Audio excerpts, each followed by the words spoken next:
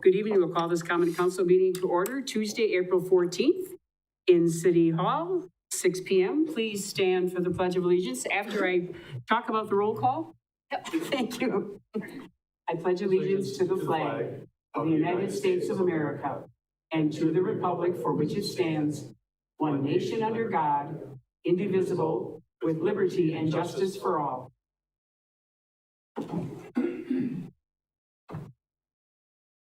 Item C, identify a possible conflict of interest. Seeing none, move on to item D, public comment period correspondence. At this time, I'll recognize persons in attendance wishing to address the council. Upon recognition by me, persons may address the council first stating their name and address. Comments will be limited to no more than 5 minutes, and persons are asked to be respectful when addressing the council. No action will be taken regarding items not on the agenda. However, the council will take comments from the public under advisement. Please note that council members will not respond to your comments or questions. First up is Brian Pischel. Thank you.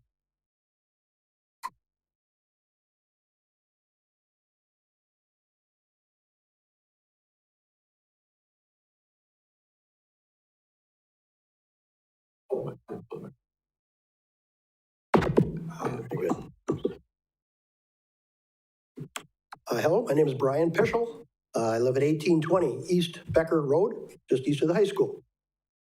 I'm also here representing the Marshfield Youth Football Organization tonight to talk a little bit about the proposed or suggested Oak Avenue Community Center storage fees. I apologize also, I had a handout I thought I could give out tonight, but I misunderstood the requirements, so we will try to make this as detailed as I can in 5 minutes.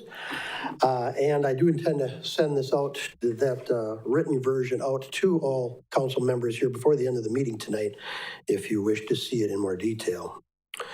First, a little bit of history on the Marshfield Youth Football, MAYF. Began in 91, over 35 years ago, as the Pop Warner in this area. Since then, we've moved, the names have been switched around, some of our policies have switched around. We are now the Marshfield Area Youth Football Organization. Of course, we teach football, cheerleading, but a lot more than that. Most of what we get into with anything from first graders to sixth graders every summer involves teamwork, cooperation, responsibility, commitment, dedication, fairness, toughness, steady habits, continual improvement, basically life training for kids at an early age before they've even gotten into school to speak of. We've served over 5,000 participants since we started the program, and that's roughly about 200 a year at this point, a little bit more than that. And it's basically, we make up probably 50% of the varsity level players once they get that far in football, plus a whole lot of other sports within the school districts representing Marshfield. One thing about the youth football organization that some may not understand is we are nonprofit. We're a nonprofit and 100% volunteer. So everything we get, everything we have to do is done on a shoestring budget based off of registration fees that we have to charge our people, as well as some sponsorship from local businesses and some generous donations, or what we wish would be a little more generous donations. We put over 1,000, between the board members and the coaches and the assistants that help us out on the field work, at games and at practices, we put way over 1,000 hours every summer from August through October in for these children. And all of it just for the betterment of the children, with absolutely nothing for anybody who's in this program. With what we do with the program, most of you understand football, understand this is not just walking up and teaching you. We've got 150 sets minimum of football equipment, helmets and pads and pants and jerseys and cheerleading uniforms and practice dummies and field equipment. We got all sorts of stuff, which you know at the moment is stocked down in the basement of the Oak Avenue Community Center, previously known as the Old Armory, back when we began. I've been in this for 24 years. With the youth organization, with youth football organizations. So I've seen everything change from the Armory going to the new Armory and any change within systems, policies, government in between. And the youth football organization has always been consistent, teaching our children everything we can about what comes next in their lives and how to handle it and how to enjoy the sports. again, as the nonprofit organization that we are, we don't get to pay people, and we don't get to just arbitrarily say we want this much from all of the people who are going to participate. We're not just serving the people who have some means within town. We're serving also the people at all ends, from the top all the way down to the bottom, the needy as well as anybody. And we have been in the past able to subsidize some of the not neediest people, and by covering their registration for them in the past, so that everybody has access to this program. We have been forced to raise some of our fees in the recent past. Of course, we've had things like the stadium rebuild, which required us to do some stadium rental for games, and we had to start leasing practice field locations because the junior high renovations got us out of that area. We were not allowed to use that anymore. So we basically have already had some increases in cost besides just material increases. So the storage space, finding out recently that the storage space was going to cost us, could possibly cost us yearly rental fees for as much as $4,900 a month over the phased period, definitely have an impact. Being we have to pass along our prices, this is not something we can absorb. The only way we're going to be able to handle this is if we pass it along to all of the families and the participants who are already screaming that programs around the city cost. We don't have a room to put it. We don't know how we're going to get it. I'm sorry, Brian, your 5 minutes are up, but thank you. And thank you for sending that to all the council members, and they'll look it over. And yes, sir, thank you for coming to the podium. Thank you. Next up, we have Don Gisco.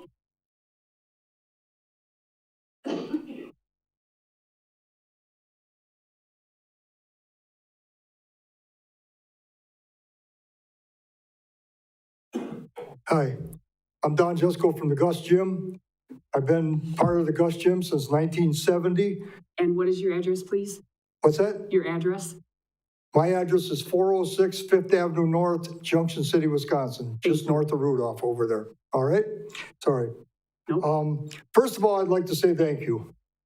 Where we are is heaven. It's a beautiful place, beautiful facility. Our kids love it. We love it. We got lights, we got heat, we got everything. And I'll explain a little bit later what we came from and stuff like that, as far as what we had before and everything. This is heaven. But one thing I'd like to read to you, the Gus Gym started in 1957 in the basement of Florian Flossie Gus. A few years later, the gym moved to an old schoolhouse on County Y. In the late 90s, the gym moved to its present location in the Oak Avenue Community Center. Over all the years, the gym has had thousands of people of all ages trained at our facility. Some come there just to work out, and some come to learn the sport, and some come to compete. Whatever the reason is, nobody has ever been charged for using our facility. All equipment and going to compete at all other boxing shows is generated from putting on shows and sponsors that we have. And we have a lot of great sponsors. All of our coaches, all of our officials are background checked every year. They're background checked. They have to do a safe sport, everything like that, like everything else. And I don't care what sport anybody is in. I believe all kids should be in a sport. It's great. One other thing I'd like to thank you for, I've had a few meetings with Justin a few times and everything like that. I don't think anybody could ever have a better person than him working for you guys. Everything hasn't gone my way at meetings, but he's perfect. I'll tell you what, you guys are very lucky to have somebody like that. All right. I'm not here to say that we don't want to pay anything. We are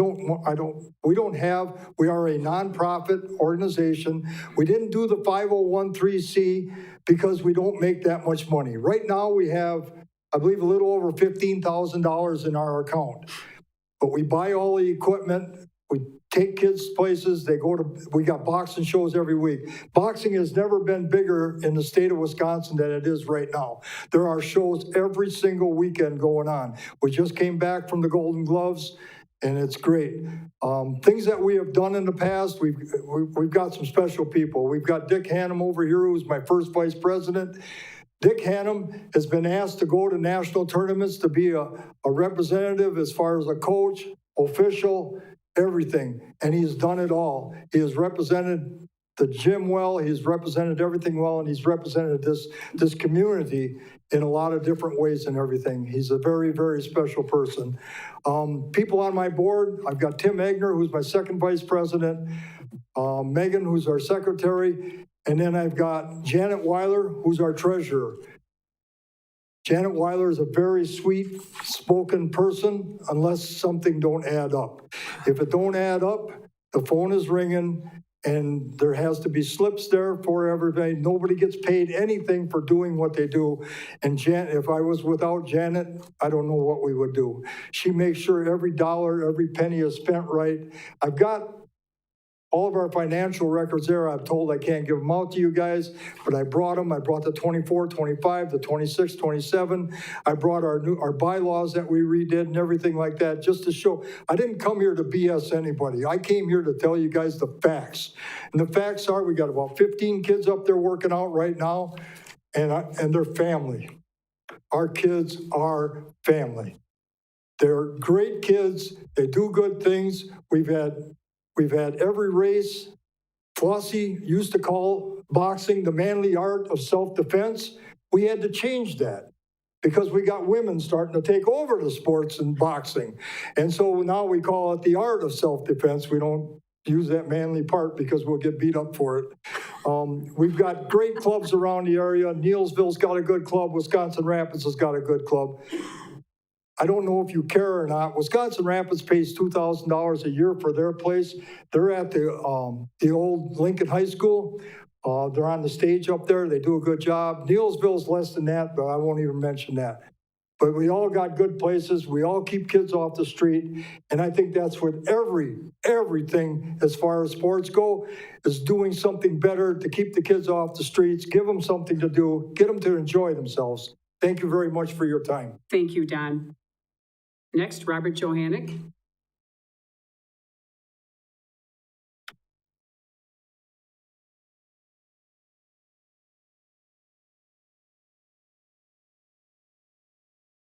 Good evening, and thank you for the opportunity to speak to you. I'm Robert Johannick. I reside at 1901 South Cedar Avenue, Marshfield, Wisconsin. I have been the director of the Marshfield Civic Band for the past 24 years.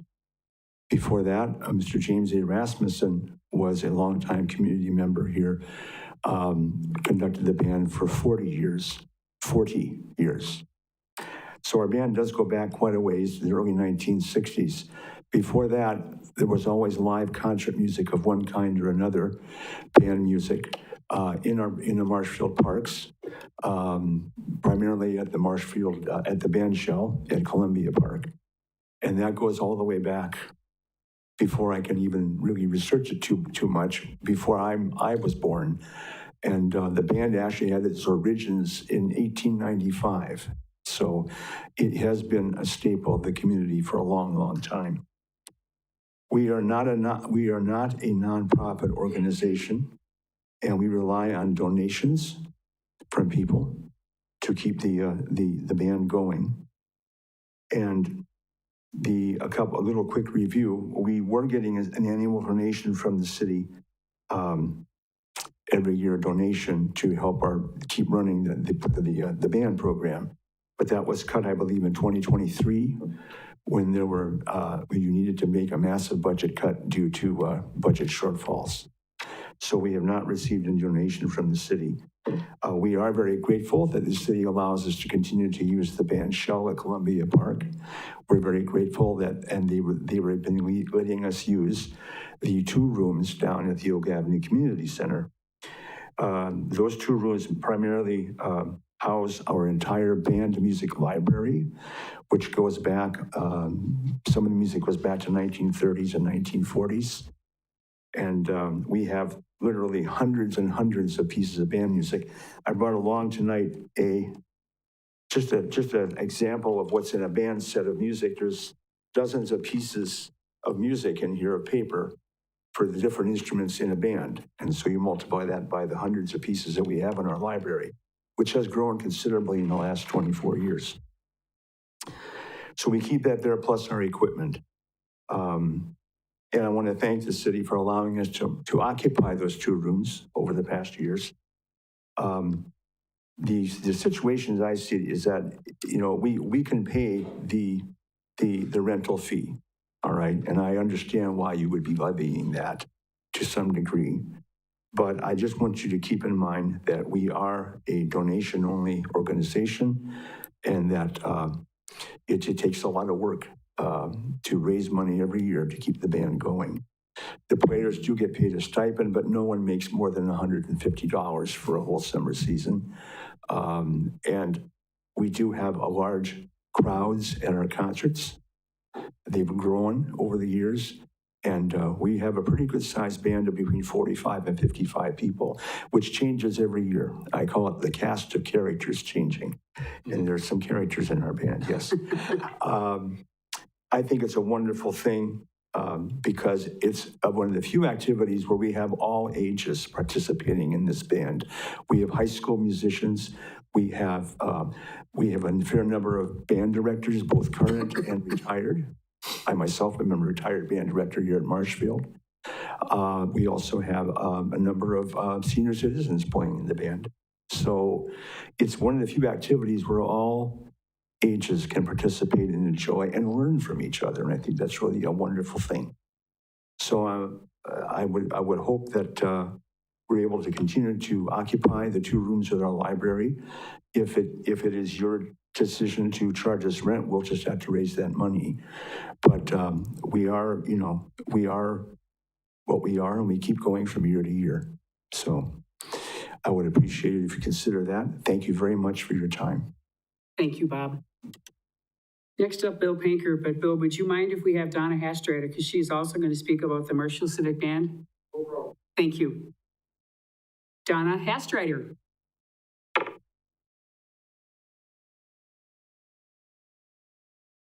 Hi, my name is Donna Hastrader. I live at 1708 South Balboa Avenue here in Marshfield.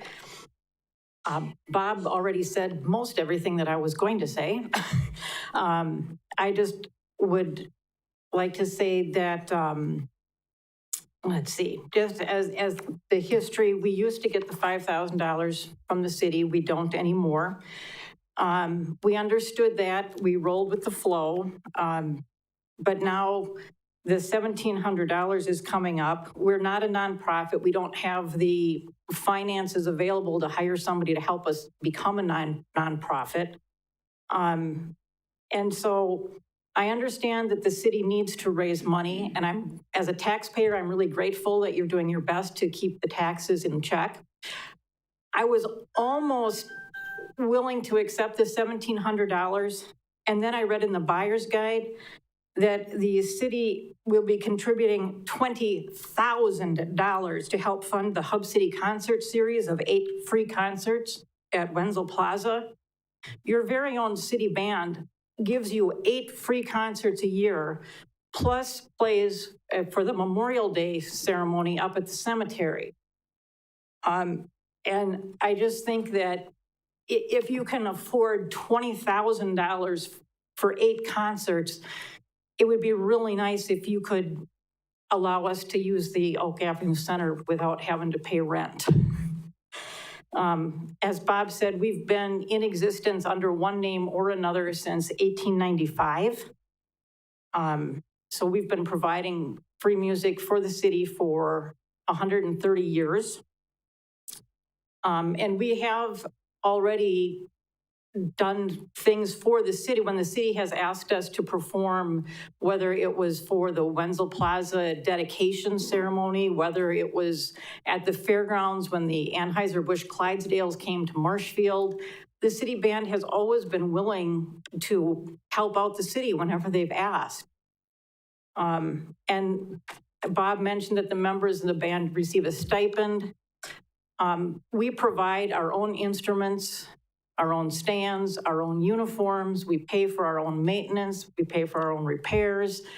I know somebody that just had to drive to Eau Claire and spend, in addition to the cost of the drive, $300 to have his instrument fixed. I mean, so it's not a cheap process. So the stipend really doesn't go very far. So anyway, that's, I guess, would be my request, if we could just please use the facility since we are supporting the city and the goals of the city. Thank you. Thank you, Donna. Bill Pinker.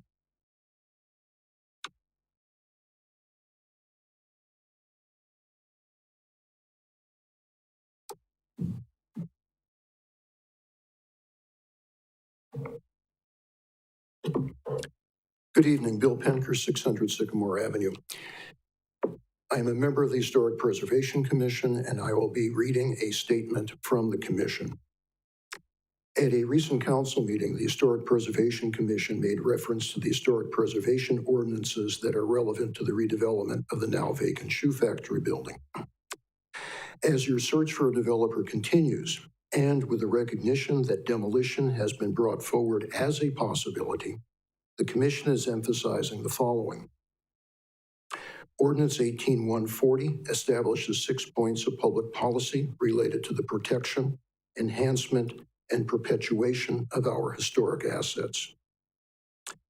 The removal of a historic designation is a process that involves the owner of the building, in this case the city, the Plan Commission, the Historic Preservation Commission, and the Common Council. There is also the potential for interactions with state agencies, and in the case of a building on the National Register of Historic Places, a federal agency. There is also a specified timeline that could extend to 6 months, not including the scheduling of commission and council meetings. If demolition is the only option, there is a timeline for activities that could extend to 12 months. There is also the involvement of the Plan Commission, the Historic Preservation Commission, and Building Services. The defined roles of the Historic Preservation Commission do not specify commission involvement with your decision-making process, other than pursuing the application of the public policy. However, once the building is being redeveloped, the commission becomes part of the process, specifically in regard to alterations and reconstruction of any portion of the building's exterior. The commission could be rigid and demand preservation at all costs, but it recognizes that unknown structural integrities and a potential of there being no buyer for the building are vital issues in your decisions and any position the commission may take. If you have any additional questions, you can contact me or you can contact James, who is our liaison with City Hall. Thank you very much. Thank you. Any other citizen comments? Any other citizen comments? Seeing no other citizen comments, we'll move on to item E, approval of minutes, March 24th, 2026, regular meeting. We have a motion by Alderman Werman, second by Alderman Fire. Any questions, comments? Seeing none, please vote. Mr. Rigel? Aye. That motion passes. Staff updates. I'm not aware of any this evening, Mayor. Okay, thank you. And this evening, I have the pleasure to read a proclamation for Arbor Day once again. This is our 5th year as celebrating Arbor Day in the city of Marshfield. City of Marshfield Proclamation Arbor Day 2026. Whereas trees are essential to the quality of life in the city of Marshfield, contributing to clean air and water, energy conservation, wildlife habitat, and the overall beauty and character of our community. And whereas the planting and care of trees is a meaningful investment in the long-term health, resilience, and sustainability of our city for current and future generations. And whereas Arbor Day, first established in 1872, continues to serve as a national and global reminder of the importance of environmental stewardship and community involvement. And whereas the city of Marshfield proudly continues this tradition through local action, bringing together residents, students, and community partners in hands-on efforts to expand and maintain our urban forest. And whereas on Thursday, April 16th, 2026, at 12:15, the Marshfield Park and Rec Department, in partnership with the City Forester, will host the 5th annual Arbor Day celebration at Brain Park, where approximately 140 trees will be planted, along with educational demonstrations on proper tree planting techniques. And whereas this event provides an opportunity to engage our community, educate future generations, and strengthen our shared shared responsibility to care for the natural resources that support and define Marshfield. So now therefore, I, Mayor Lois T. Strake of the city of Marshfield, Wisconsin, do hereby proclaim Thursday, April 16th, 2026 at 12:15 as Arbor Day in the city of Marshfield, and encourage all residents to participate in this celebration and to plant and care for trees throughout your community. In witness thereof, I have here then set my hand and seal on the 16th day of April 2026, Lois T. Strake, Mayor. The reason I said 12:15 on Thursday, please, if you can come and just watch these kids. This has been one of the biggest joys of being mayor, just to see their little eyes light up when they get to plant these trees. One young man had 2 trees that were in the same area, and he asked somebody that was helping him, he says, now, when I get older, I'm going to remember where those trees are because there are 2 of them. So in 40 years, when he comes back to visit his grandparents, probably, he'll remember that he helped plant those trees. So if you get a chance to come at 12:15 Thursday, you will not believe the joy your heart will be filled with. And thank you very much. And there are not enough words to describe the last 4 years of the great support and the journey. Proud to have done what I have promised, standing next to you always with truth, honesty, and always being myself. All city workers' support, board, committees, and commissions, thank you all for what you have done and will continue to do for this city. In closing, the best people live here, and the last 4 years have proved it. Thank you so much, and it has been a joy to be your mayor. And there ends the mayor's comments. Item H, council comments. Seeing none. I know. Alderman Tompkins? Thank you. I just wanted, I don't know how many people saw this local history Marshfield Chamber of Commerce, that was in April 8th. I just wanted to draw your attention to it because it was talking about a group that was established 100 years ago. And they had 207 members, and they gave them work to do to improve the city. It was a fascinating article, and I just thought that you guys would be interested to hear some of the things that we are enjoying because of what they did 100 years ago, but some of the stuff we're still working on. One was create an association that can assist settlers financially in building a home. We're still doing that. Help city agencies clean up vacant lots, alleys, rear yards, and city streets. Still doing that. Construct and maintain free public restrooms for farmers' wives and visitors. Study and solve the smoke nuisance situation in the city. It talks about a library. It talks about getting rid of dangerous things like coal sheds and switch tracks. Strive for better and cheaper electric power. And then finally, establish a thorough park system, including one in each ward. Thank you, Alderman Tompkins. Any other alderman? Seeing none, move on to city administrator's update. Thank you, Mayor. I have a handful of items tonight. First one is we go into the organizational meeting next week with the new council taking the oath of office and starting their term. And with that, we always have a flood of meetings that evening, and we do again this time. So the schedule I'm going to read for next week is as follows. The organizational meeting of the council will be held front and center this time at 5 o'clock. 5:30 will be the Finance, Budget, and Personnel Committee. 6:15 will be the Board of Public Works. And 7 o'clock, the Plan Commission. I should note that in talking with James Levin, our city planner lately, I think it's possible that meeting may be canceled for lack of significant items. We'll, post that as well. But that is the schedule for a week from tonight, the 21st of April. Also, you remember when we went through the whole issue with the snowstorm a month ago, at the 26 inches of snow, kind of a record event? Well, I think I pointed out that we were applying for some reimbursement from the state for some of the expenses we incurred that are eligible under emergency management funding for Madison. And we have a situation now, we're still going through the process, but it appears that we might have up to $129,000 of reimbursement that may be eligible. Far less than we incurred during that storm, but it would be good if we can recoup a lot of the cost I want to commend Jordan Munger in particular, our accounting manager, and obviously Tim Rasmussen and everyone else who put information into the pot that we could use to make that request. We have a good staff here, and we worked to put together the proposal or the request that we made. We'll find out for sure later on here.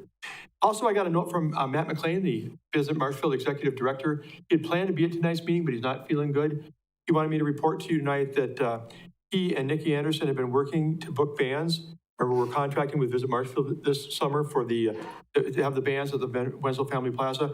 He indicated to me that they've already booked most of the bands for the Friday night concert series, and they're very close to releasing a schedule with musical artists. So look for that coming soon. Thank them for that. And while I'm mentioning that, we are in the process of hiring an event and program coordinator to replace Nikki Anderson in that position. Next up, there were two items for future agendas that were mentioned 2 weeks ago. One of them was from Councilmember Tompkins. We're going to be talking about that later in the meeting. It pertains to the storage at Oak Avenue Community Center. The other one came from Councilmember O'Reilly, and I apologize, Mike, that this appears to be from a note I saw today, maybe the second time I haven't quite understood your request. I was in meetings all afternoon, so I didn't get back to your email. Even when you're off the council, I will follow up on this to get a response to what you've been trying to nail down. I apologize.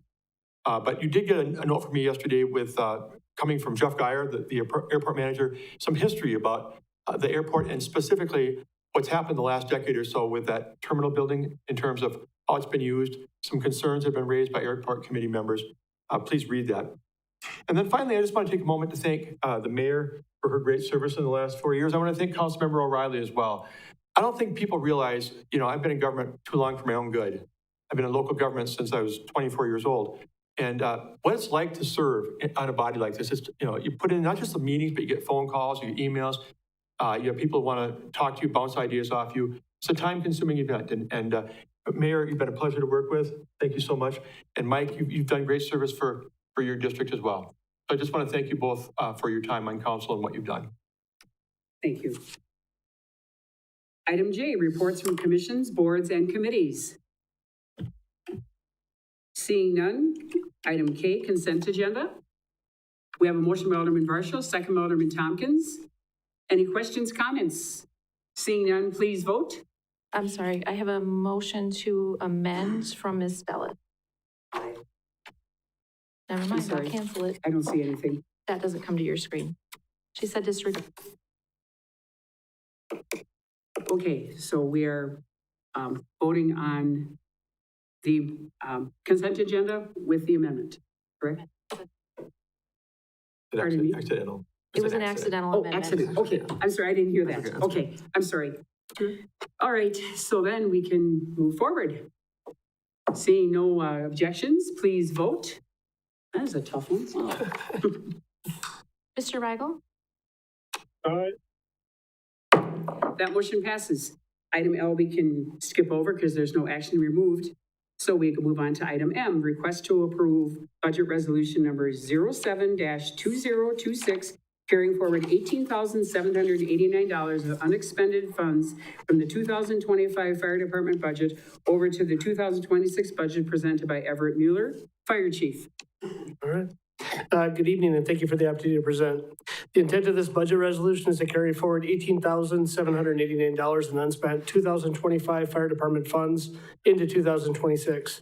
This is not a new spending request. The money was already approved for specialized training and for a slide-out tray and Car 5 vehicle. Those items were delayed because the training was not available in time and the vendor installation scheduled pushed the vehicle work past year end. We still need both items, and this allows us to complete them in 2026. I'm asking the Common Council to approve Budget Resolution 07-2026, so these previously approved funds can be used in 2026. That concludes my request, and I would be happy to answer any questions you may have. We have a motion by Alderman Curran, second by Alderman Giles. Any questions for the chief? Seeing none, please vote. Mr. Rigel? That motion passes. Thank you. Item N, request to approve budget resolution number 09-2026, Columbia Band Shell Project, presented by the perfect Justin Casperson, Parks and Recreation Department. And don't I did say not pay anything you. more. I did not pay you to say that, so. Well, see, if you'd have paid him, then they wouldn't have to pay his fee. So how's that? Yes. Yes. In 2025, the city approved Donna Rosar to pursue fundraising efforts to support the restoration of the Columbia Park Band Shell. Ms. Rosar established a dedicated fund to the Marshfield Area Community Foundation to collect those donations for those efforts. To begin evaluating restoration options, the city solicited proposals from qualified firms with experience in historical preservation and band shell architectural design. After review, staff determined the proposal from Zettler Design Group best aligns with the intent of the project and demonstrates strong experience in historical preservation. I'll try to be louder than the rain outside. At its March 11th meeting, the Parks and Recreation Committee approved the Zettler Design Studio proposal and recommended approval to the Board of Public Works. The subsequent meeting with the Board of Public Works to approve that meeting did go forward. In relation to that, we need a budget resolution, and that's what we're here for tonight. Donna Rosar has pledged up to $50,000 towards the community fundraising goal of $100,000 to support the restoration effort. A fundraising account has been established through the Marshfield Area Community Foundation to collect contributions for the project. The total compensation authorized under the Zettler Design Studio proposal shall not exceed $15,000 unless amended in writing and approved by the city of Marshfield. All work associated with this project will comply with applicable historical preservation standards, as well as local, state, and federal codes and permitting requirements. My recommendation tonight is to approve Budget Resolution 09-2026 to authorize funding for the proposed architectural and engineering services related to the Columbia Park Band Shell Restoration Project. We have a motion by Alderman Giles, second by Alderman Dellis. Any questions, comments for Justin? Seeing none, please vote. Mr. Rigel? Aye. That motion passes. Thank you.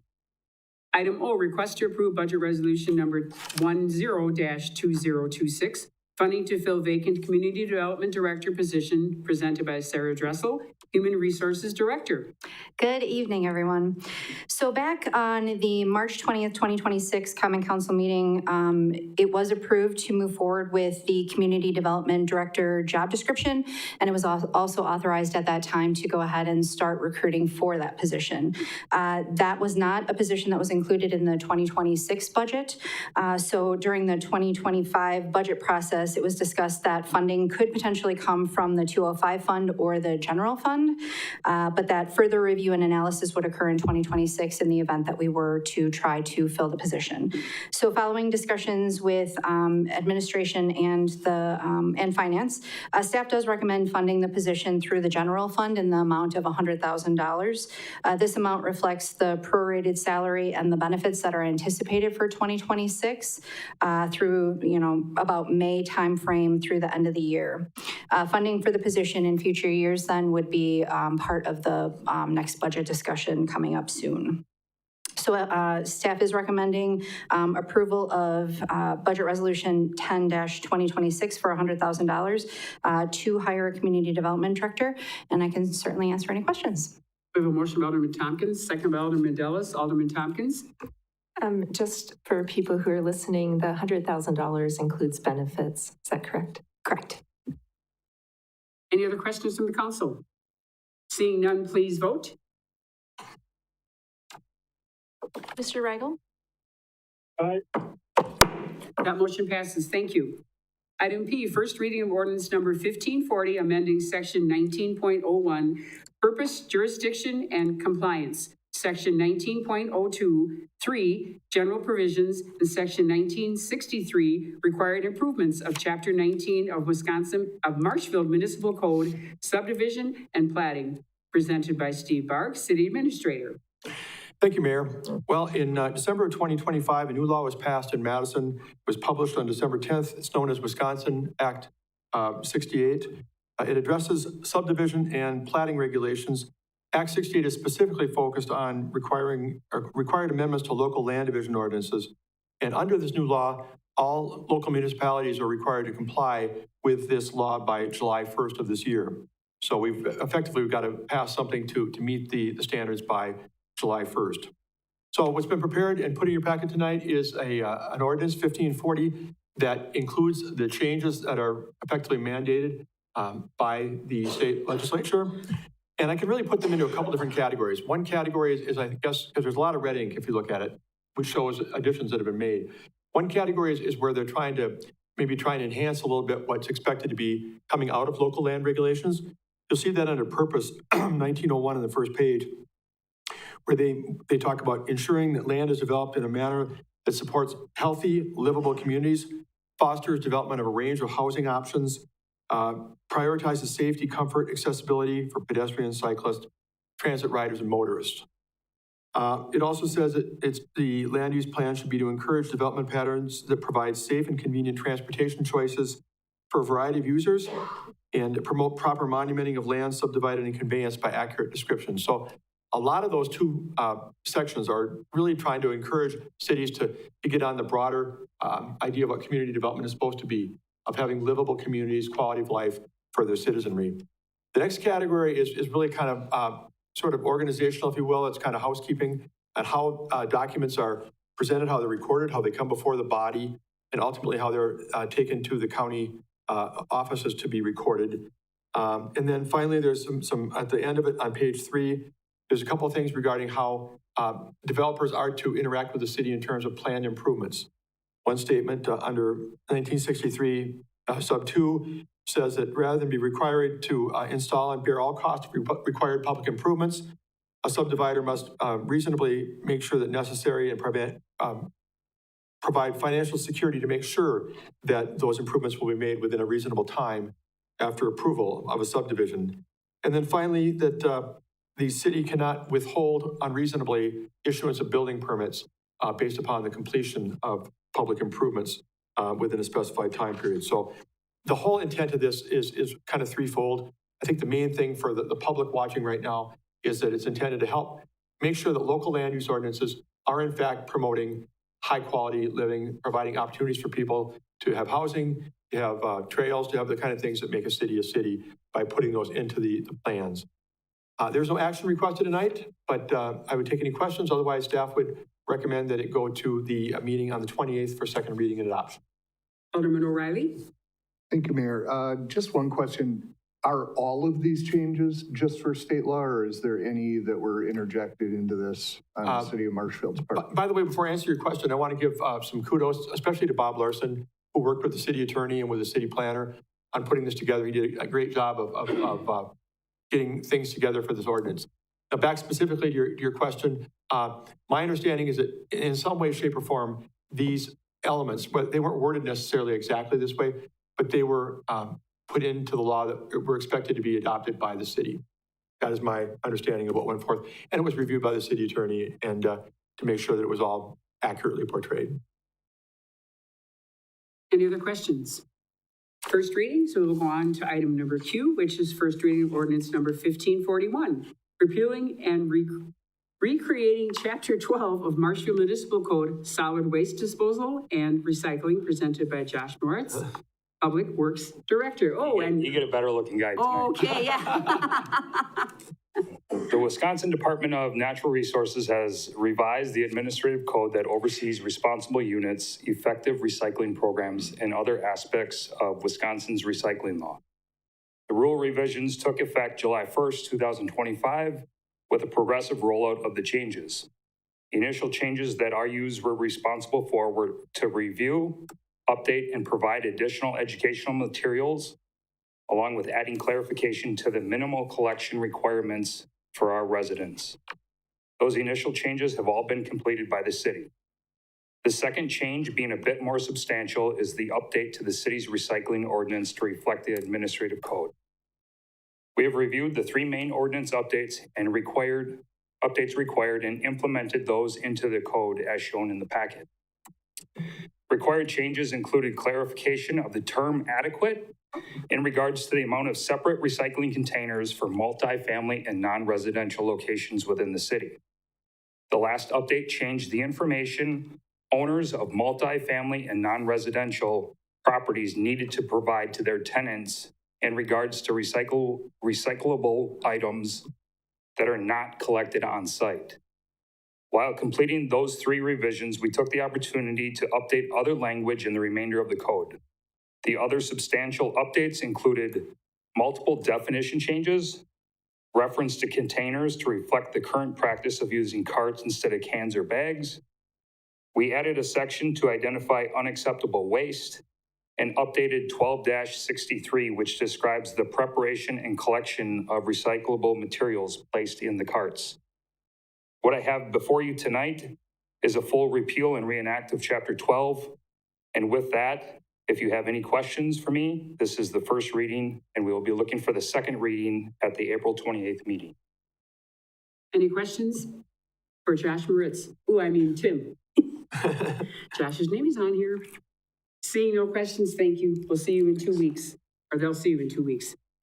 Item R, order of special election, municipal court judge vacancy presented by Steve Barg, City Administrator. Thank you, Mayor. Well, we're starting the 5th month in what's been kind of a long process since former Judge Cruz submitted his resignation as the municipal court judge back on December 9th of 2025. Subsequently, that was effective on January 9th of this year. We embarked on a process that involved the other 2 municipalities involved in our joint court, those being the villages of Spencer and Stratford. We had a process where we advertised for a temporary appointment. That appointment was made, and Krista James is currently the municipal court judge on a temporary basis. I have a plan in your packet. I think you've seen it before. It came out several months ago, kind of showing how we're going to walk through the process of really it's about 17 months, I think, from beginning to end of going through what we have to do. But the next step in this process is having the 2 villages in the city approve an order for special election, suggesting that we're going to have an election. It could be in August, depending upon how many candidates there are. Otherwise, it would be held the special election would be in November 3rd, 2026. That would be when it would be finalized who will be the next judge. And that person would take office then in April of 2027. So I'm told that the Village of Spencer approved this order for special election yesterday. Tonight, as we're having this meeting, they're having the same conversation at the Village of Stratford. And to keep the process moving and to be able to head toward an election later this year, staff would recommend approval of the order for special election as presented.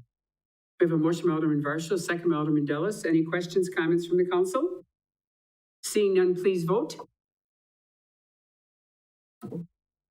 Mr. Rigel?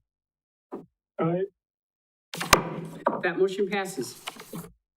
Item S, presentation, discussion, summary of recent strategic planning sessions and discussion regarding next steps presented by Steve Barg, City Administrator. Thank you, Mayor.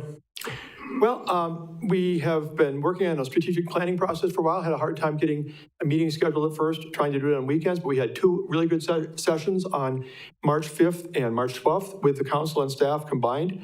And I want to give you a report on that. I've been working with Daniel Foth, who's done a great job for the city as a consultant. He's from the UW Extension. He provided his service to us as at no charge. Daniel has done this work, kind of work for municipalities across Wisconsin for a long time. And those of you who are part of that know it showed. He knows what he's doing in terms of trying to work toward consensus on items for an upcoming period of time. So Daniel and I, when we talked after the meeting on March 12th, the idea was to try and get a plan to you tonight for review and approval.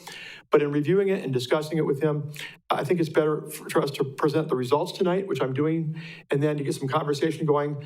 I know it would be ideal to approve a plan before the next council comes on board and they weren't part of the process. But I think there's some debriefing we need to do and determine what goals are the ones we want to pursue the most, what the timeline would be, and then work to a finish line here in the next couple of months, and then really have a good plan for the next 3 years. So, first of all, taking a look at the framework tonight. Once approved, the plan will be intended to serve as our navigational tool for the next 3 years, guiding the decision-making you folks do, how we use resources, staffing, finances, and what is a target we're throwing at in the coming 3 years. And I put contrary to many documents that unfortunately end up gathering dust on a shelf. I think we've all dealt with government before, right? The intent of this plan is to be updated and used regularly and frequently to provide the guidance I just mentioned so that council and staff can work together in using our limited resources for the things that are most important. Let's see, there we go. I mentioned we were blessed to have Daniel Foth, the professional facilitator. Great guy, worked hard, and I thank him greatly. He solicited in preparation for the meetings we had, the primary duties and long-range plans of our departments, and the department has provided that information that was brought into the process in those 2 meetings. As I mentioned, we had 2 evening meetings, and the items identified were scored and ranked by priority based upon a numeric ranking of which ones are the most important for the years ahead. The results of this effort identified the critical issues for the next 3 years. I'll be covering them with you in a minute. And then later in the presentation, I'll suggest a framework for how we move forward after tonight. First of all, let's talk mission, there you go. Mission, vision, and values that we worked on the first night. This is what we came up with, again, staff and council working together. I think it's a great statement. The mission of the city of Marshfield is to deliver reliable public services and strong infrastructure with integrity and fiscal responsibility, fostering a safe and vibrant community for all residents and visitors. It's quite a statement, quite a lofty platitude, but again, we intend to use this in a way to say, how are we using our staff? How are we using our money? What our plans are? Do they fit into this? Do they foster better infrastructure? Improve public services? Do they fit the bill of what this statement is calling for? Along with that, the vision statement that came out of it was Marshfield will be a safe, thriving, and welcoming community that delivers exceptional public services, fosters economic vitality, and promotes responsible growth to ensure a high quality of life for all current and future residents. Again, lofty and could be taken with a yawn if you want to look at it that way. But if you take it and boil it down the way we did in putting this together, these are the key elements of what we want the city of Marshfield to be. If you're a resident coming here or you're a new resident, what can you expect or what should you expect from our city? Then the values we identified. What do we stand for? What are the most important things that our elected officials and our appointed officials should be working toward for the betterment of our city? Came up with 5 values. Trust was a big one talked about at our meetings. Along with that come the words integrity, transparency, and accountability. Something that people have a little bit of doubt in government these days. We want to be people of integrity. Next is quality. Do we provide excellent service? Are we innovative? Do we care about the people who are our customers? And that's what citizens are and stakeholders. They are our customers. Well-being. Do we provide a healthy and safe environment? A culture that people can enjoy, more than just a place to live and work, but a place that they really want to enjoy amenities, they want to plug in with activities. And do we have community cohesion? Do people feel like this is more than just a place where they go to bed at night and maybe work during the day? Do they feel that sense of community from the nonprofits, the city, the business community, and everybody working together? Next is sustainability. That entails fiscal responsibility, stewardship. Are we promoting orderly growth? Do we take the resource of it? People entrust all their tax money to us every year, and we don't take that lightly. Are we using it wisely? Is our spending reflective of the true needs of our community? And are we working not just to create growth, but in a way that really it works for everybody in terms of planning our city with good land use planning and implementation? And then finally, respect. Do we have positive communication? Do we collaborate with our citizens and with other groups who are stakeholders in our community? And are we inclusive? Those are the values that the group came up with, and I think they're very well stated in this document. Okay, the 6 strategic pillars. I may not read everything on each one of those as I go along, but here are the 6 things that were deemed to be the most important elements of where we want to go. Infrastructure and utilities. We want to improve the city's streets and utilities, the infrastructure of our community.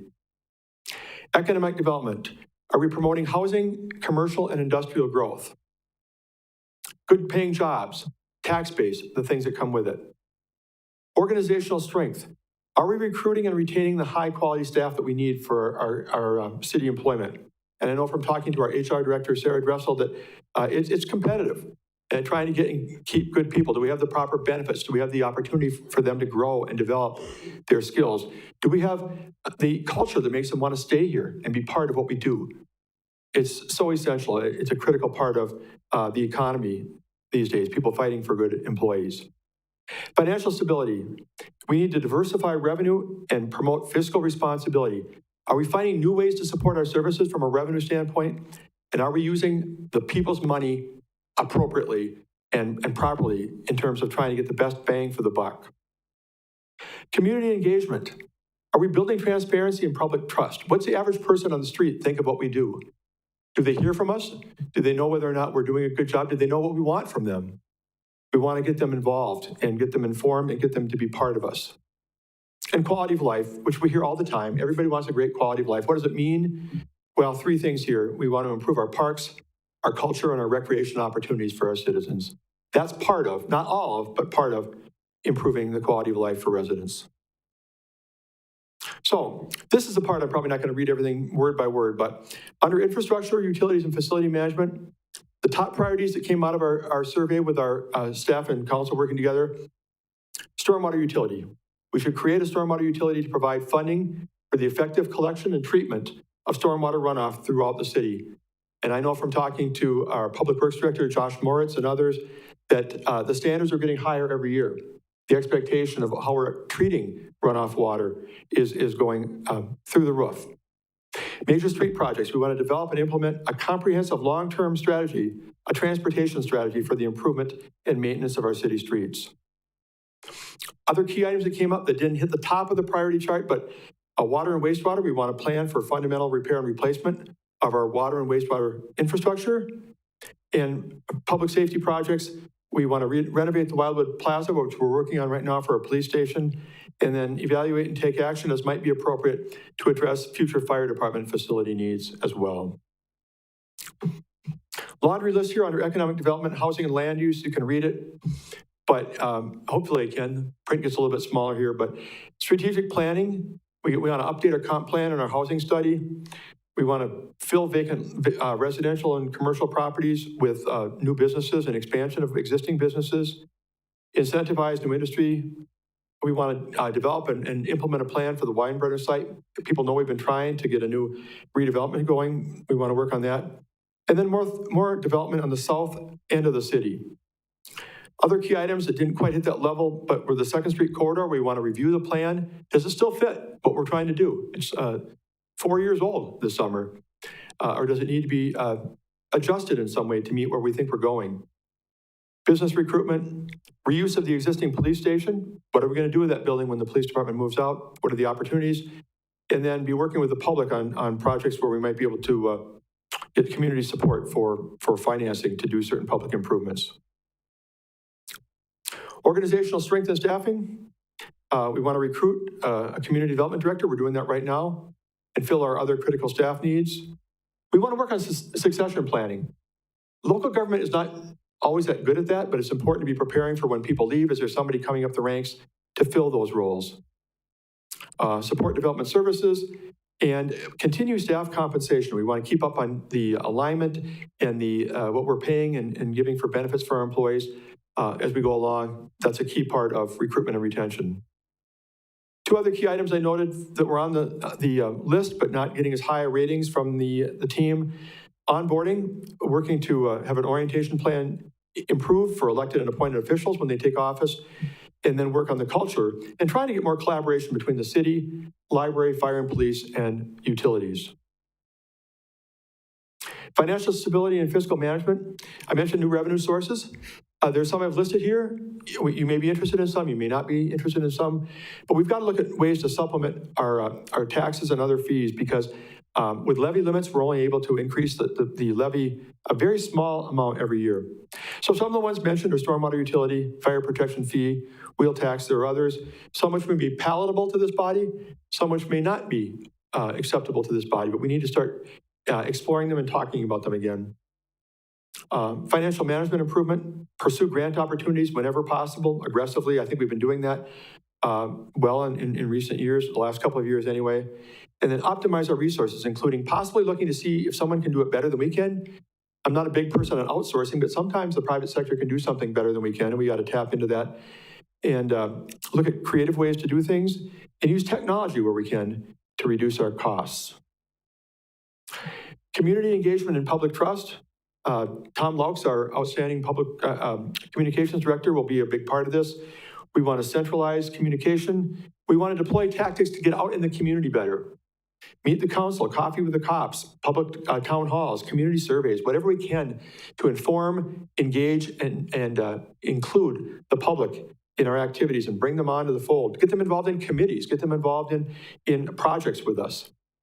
And then have a greater digital presence. Use social media in particular more effectively to reach the community. And finally, Parks, Recreation, and Quality of Life. We want to finish the Brain Park improvements. Justin Casperson, our Parks and Recreation Director, has done an outstanding job of championing these. It's roughly a 5-year plan, give or take, but trying to get those upgrades to make that park all it can be.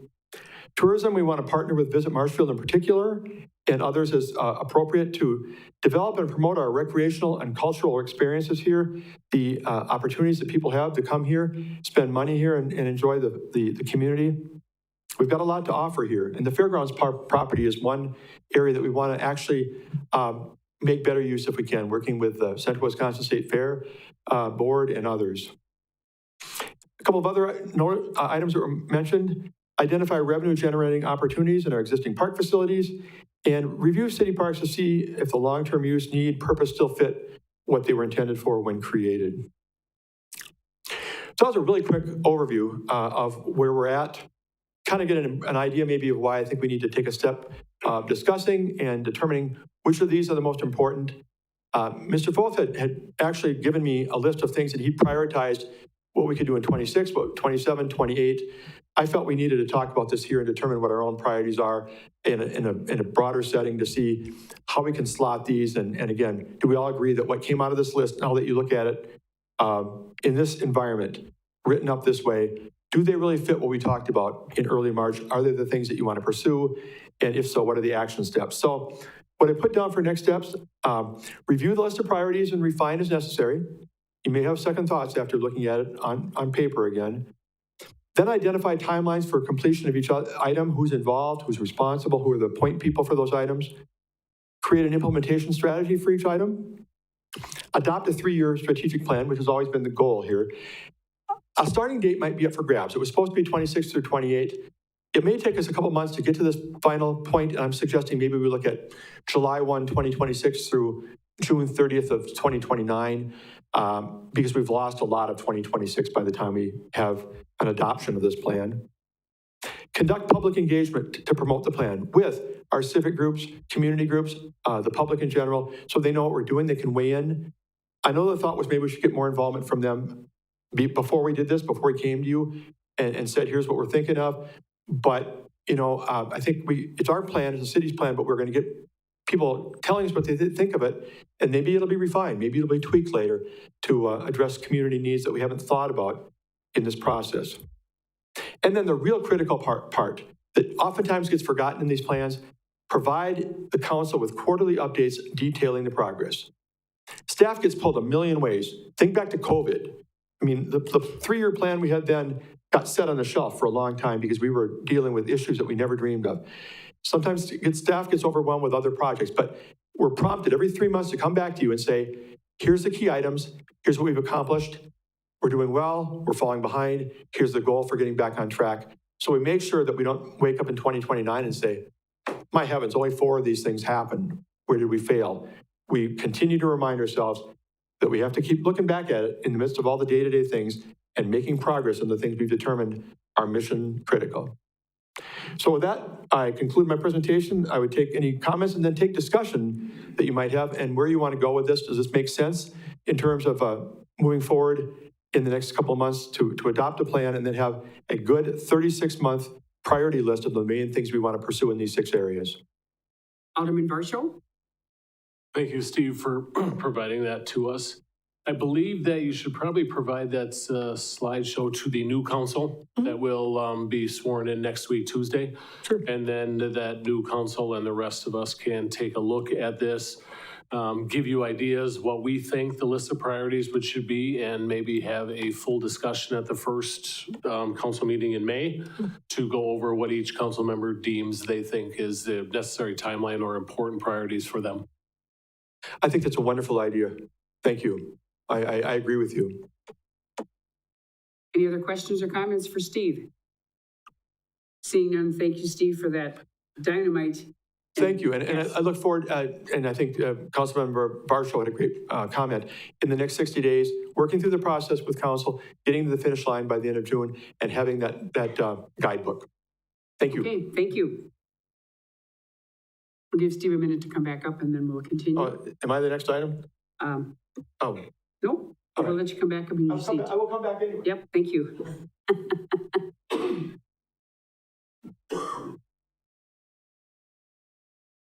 Thank you again, Steve, for keeping us all on track. Item T, request from Councilmember Tompkins, proposed lease agreements with community groups for use of the Oak Avenue Community Center, presented by Natasha Tompkins, Councilmember District number 3. Thank you. Mayor. This item came up through the Parks and Recreation Committee, made up of citizens, moms and businessmen and various people who have struggled over the last year because they realize the budget constraints oftentimes require Parks and Rec to cut services, and they were even wrestling with, do we cut parks? Do we not replace playgrounds? Right now, there's one in Brain Park, hasn't been replaced for 2 years. So this group really struggled, and I watched the 2 meetings where they discussed this item, and you can tell that it was very hard for them and very discouraging to even have to talk about tight budgets. So I was able to tour the facilities, and I think it's important for the council to know that some of this is storage, but some of this is office space, and some of it is an event space. So the gym is actually a fully functioning gym. There's an office in the band room, and you do have an amazing library of sheet music. It was beautiful. And then others are just storage. So it's not just storage, it's also event space. I did ask, and I did watch that meeting, and they went out and looked at 5 storage facilities in town. What are the market rate prices? And that's in your packet. You got an email from Steve later this afternoon. I apologize for the lateness. Thank you, Justin, for getting this short, today. So thank you for doing that. But they went and looked at the different storage rates, and the Parks and Rec Committee said, let's choose the lowest rate. And so that's why they chose 34 cents a square foot. The highest one is secure storage that does have heating. This building does have heating, though it's an old boiler, so I'm sure it's like variable. It doesn't have air conditioning. It's dry. It doesn't smell musty, except the room where the chimney repair needs to happen, and that's in the CIP for $20,000. And the other thing about this is that most people have to go up and down stairs to bring their equipment. So it's not like an ADA accessible building. So it's not ideal, but it's also, items are not freezing and thawing all winter long as they would in a storage center that's just, out there in the elements. So, okay.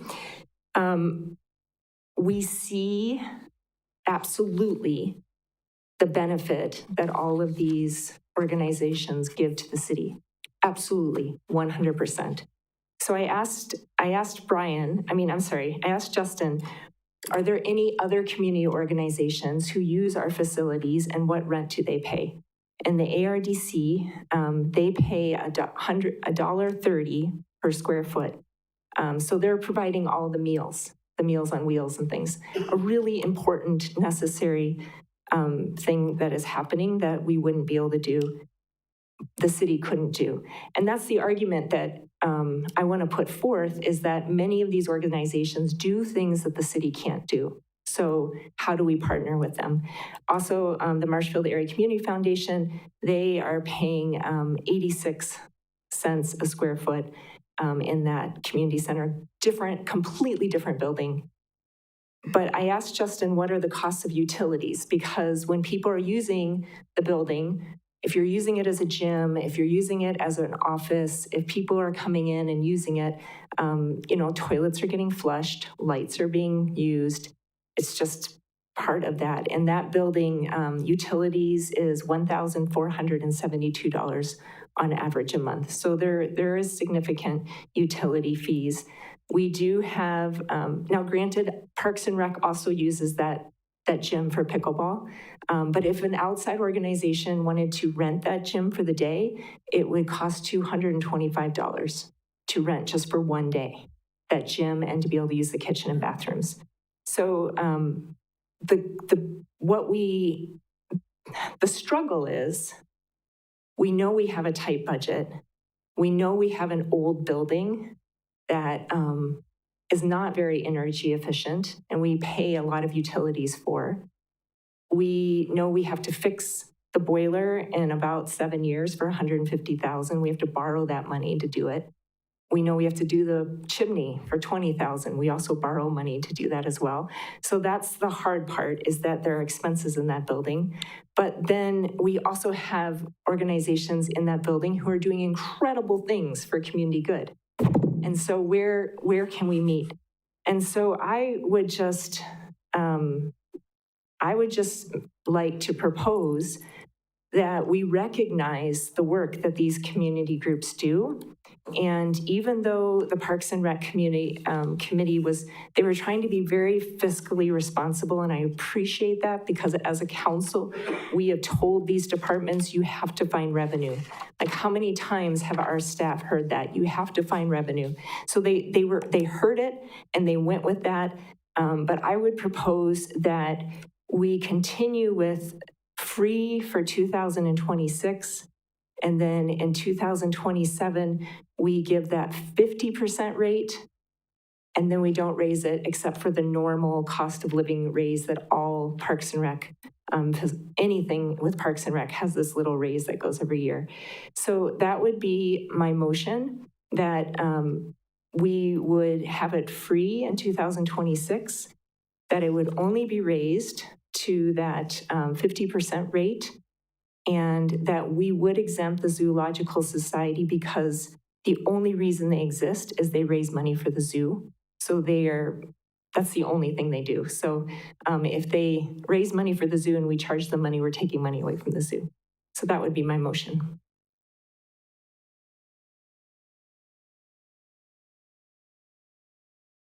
We have a second by Andrew. Any questions, comments? Alderman O'Reilly? Thank you. When we discussed this the first time, it was good to hear from the partners that came in and spoke. Again, it was tonight. What I'm going to say is, I think it's almost humorous at a point to me when this body is approving $60,000 to go out for additional walking trails in this town that are going to add costs to this Parks and Rec department. We have the Columbia Park. We have a situation where Ms. Rosar is pushing for a campaign because the music is so important to her.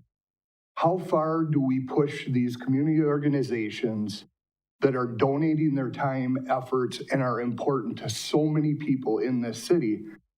It's ludicrous to me. I will not support doing that. I just don't understand how this body can look at it and say, okay, it's at a time we're struggling with money, we're going to enhance and grow things that are going to cost the city more money, and we're going to chop these people out of the equation. It sickens me. Alderman Curran?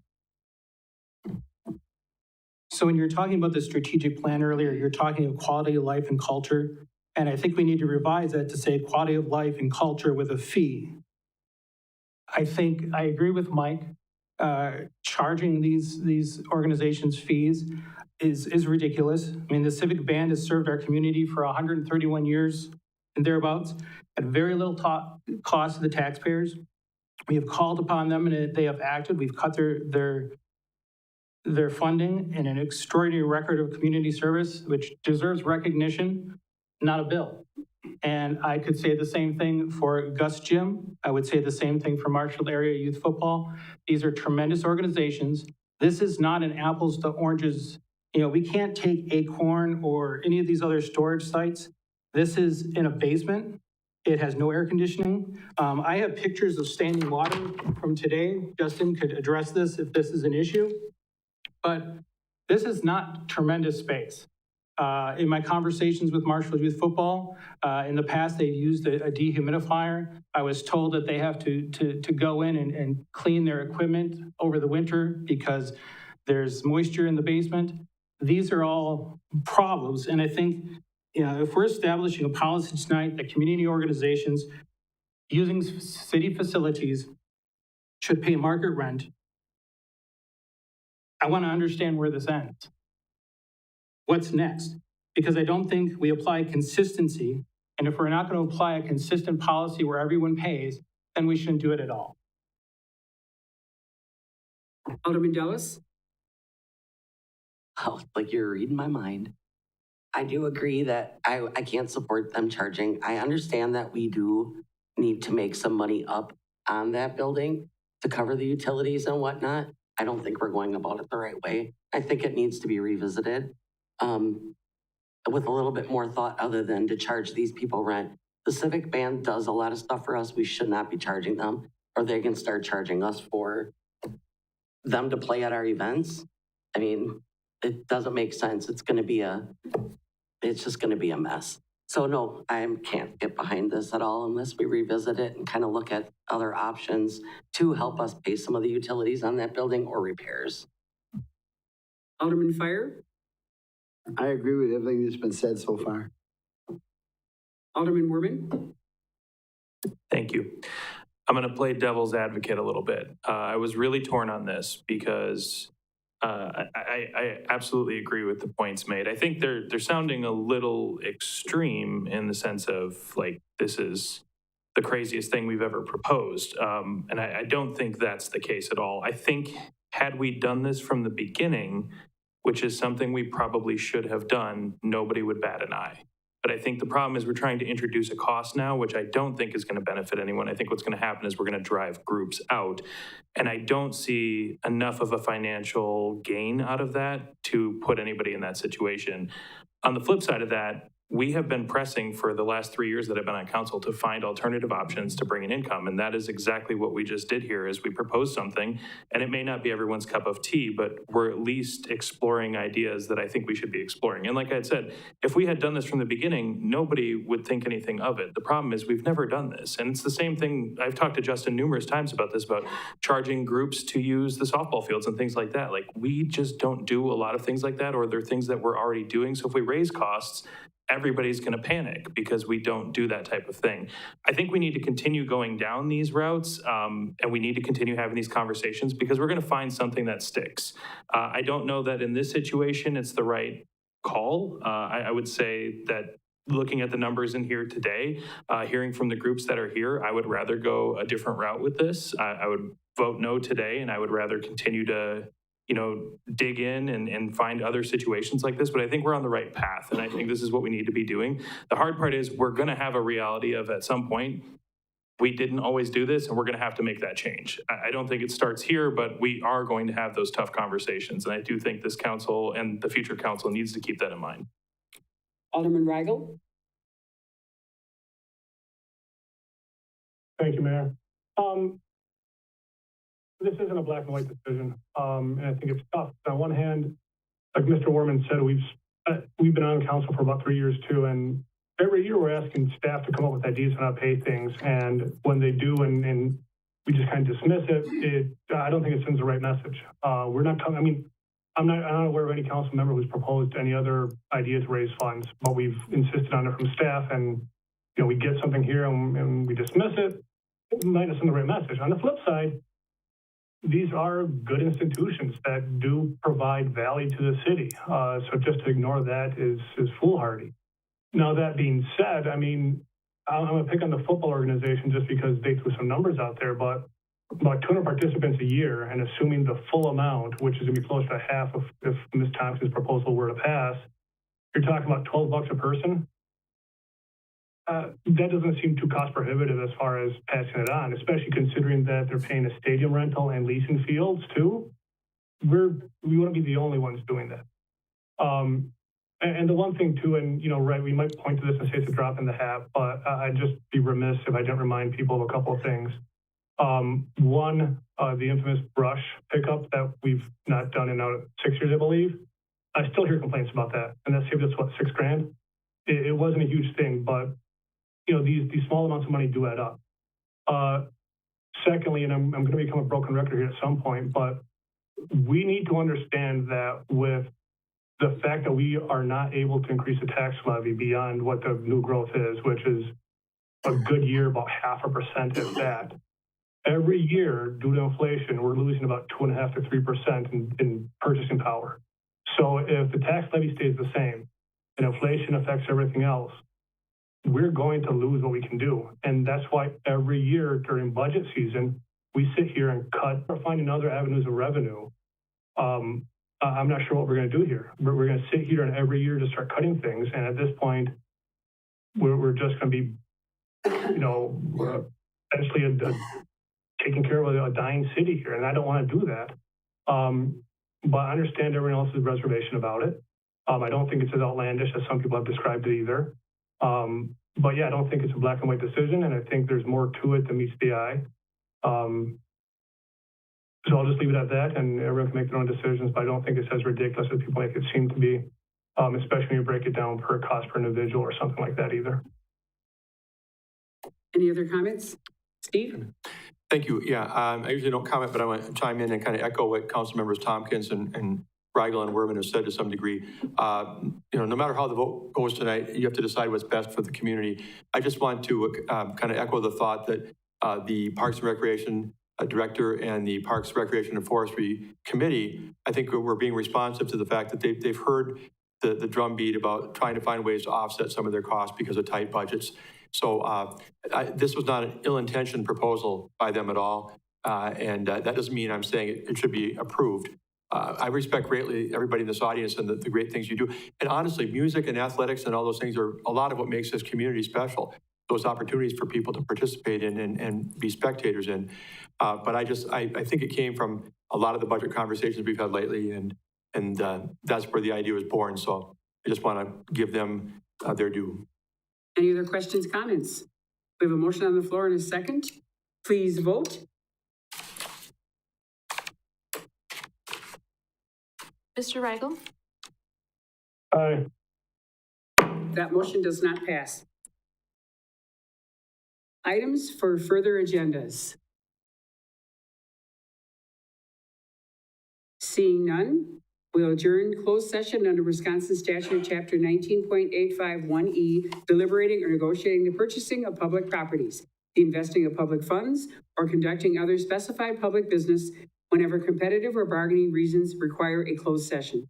Amendment to agreement, Marshfield Utilities, extension of lease for city-owned property, update on Back Nine Estates development. We have a motion by Alderman Varsho, second by Alderman Coran to go into a closed session.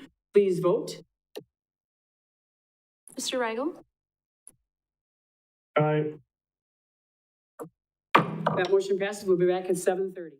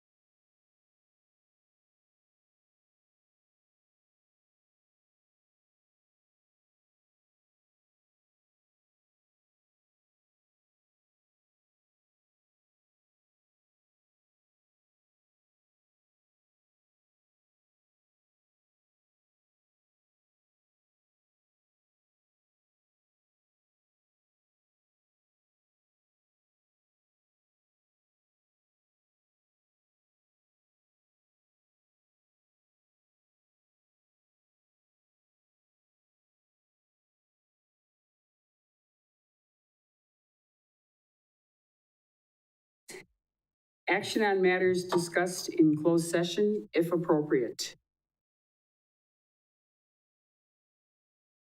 Motion by Alderman Dellis, and your motion is?